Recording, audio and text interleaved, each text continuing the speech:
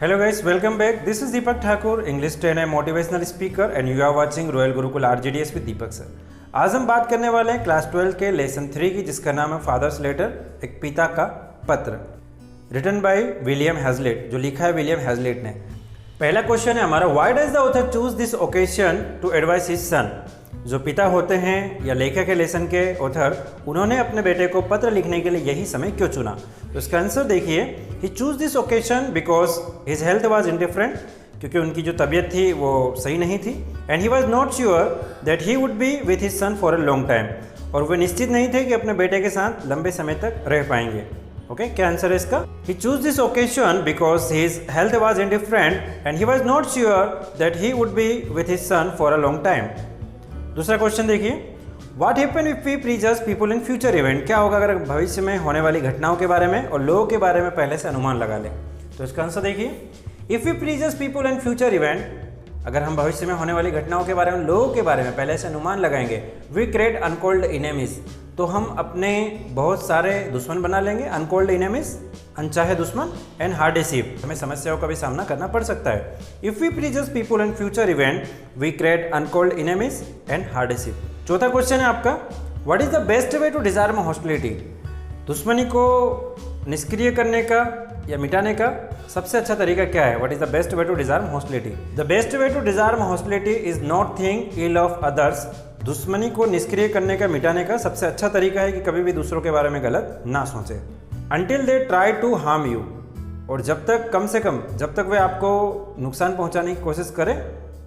And even then try to overlook their faults as far as possible, और जहाँ तक भी संभव हो जो भी गलतियाँ आपको उनमें नज़र आ रही है उनको ओवरलुक देयर फॉल्स, ओके, उनको अनदेखा करने की कोशिश करें। The best way to disarm hostility is not to think ill of others until they try to harm you and even they try to overlook their faults as far as possible। छठा question है हमारा, what is the main difference between playmates and schoolmates। Okay, जो playmates है ground के हमारे दोस्त जो कहीं ना कहीं खेल खेलते हैं, एंड स्कूलमेट्स जो हमारे स्कूल के फ्रेंड है, उनमें दोनों में क्या डिफरेंट है। तो चलिए बात करते हैं। With playmates you can have your own way. जो आपके प्लेमेट्स हैं उनके साथ आप अपनी मर्जी के मालिक हो सकते हो, जो आप चाहो कर सकते हो, बिकॉज दे नो यू, क्योंकि वे आपको जानते हैं। But with schoolmate you can not do this, लेकिन आप स्कूल के फ्रेंड्स के साथ ऐसा व्यवहार नहीं कर सकते। You will have to adjust with them, क्योंकि आपको उनके साथ कहीं ना कहीं कभी एडजस्ट करना पड़ता है। ठीक है, चलिए एक बार फिर से मैं इसको बतलाता हूँ आपको। With playmates you can have your own way because they know you, but with schoolmates you can not do this, you will have to adjust with them. अगला क्वेश्चन है आपका 9th वाला, जो इंपॉर्टेंट क्वेश्चन है वही मैं करवा रहा हूँ। ओके, तो सीधे 9th क्वेश्चन पे आ जाइए। 9th क्वेश्चन है आपका, what is the difference between life at home and life at school. जो घर की जिंदगी है उसमें और स्कूल की जिंदगी है उसमें क्या अंतर है। तो देखिए, at home you can have your own way, घर पे आप अपनी मर्जी के मालिक हो सकते हो।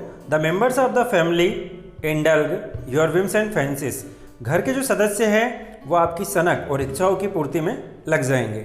But in school you can not do it, लेकिन आप स्कूल में ऐसा नहीं कर सकते। You will have to accommodate to people having their own whims and fancies. School में जो रहेंगे आपको ऐसे ही फ्रेंड्स से मिलेंगे जो आपसे भी बड़े सन की और उनकी ज़्यादा इच्छाएं होंगी, तो आपको उस चीज़ में लगना होगा। तो घर की जो ज़िंदगी और स्कूल की जो, दोनों अलग अलग है। Okay, at home you can have your own way, the member of the family indulge your whims and fancies, but in school you can not do it. You will have to accommodate to people having their own whims and fancies। Question 10 है हमारा, जो कि 4 number के लिए है। काफ़ी अच्छा और इम्पोर्टेंट क्वेश्चन है इस लेसन का। चलिए देखते हैं। Explain true equality is the only true morality of the true wisdom. Okay, समझाइए कि सच्चा गुण ही सच्ची नैतिकता अथवा सच्ची बुद्धिमता है। ओके, तो चलिए आंसर देखते हैं इसका।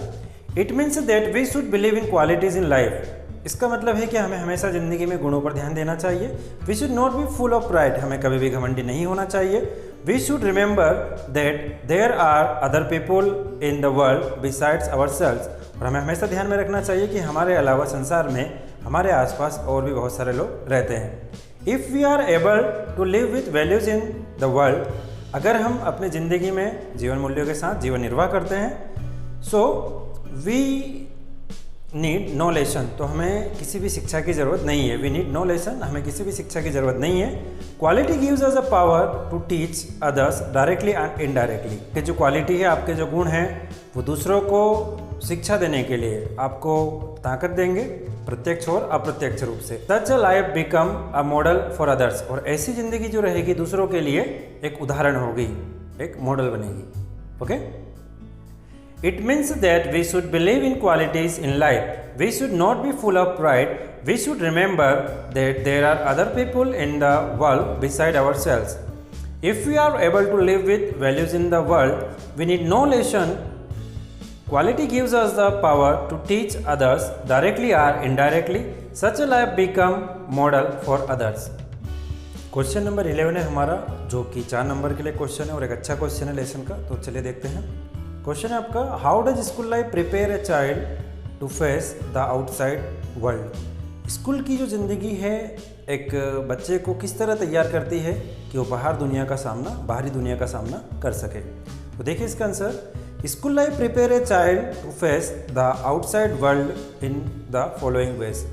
ओके, 4 तरीके हैं उसके जो बतलाए गए हैं कि किस तरह से स्कूल की ज़िंदगी जो है बच्चों को तैयार करती है। तो पहला है, a child in school faces different kind of people.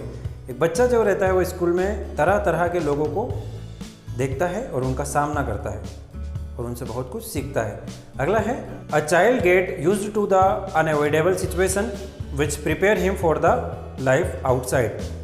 कभी कभी कुछ स्थितियाँ ऐसी हो जाती है कि जो बच्चा नहीं चाहता है, अनअवॉइडेबल डिसीजन कैसे लेना है, किस तरह वहाँ से निकलना है, ये बच्चा सीखता है। A child learns to take decision which help him for the outer world. एक बच्चा जो रहता है स्कूल में डिसीजन लेना सीखता है कि क्या उसके लिए सही है, क्या गलत है, जो उसको बाहर काम आता है। अगला है 4th वाला, a child faces many competitors which help him to face the life.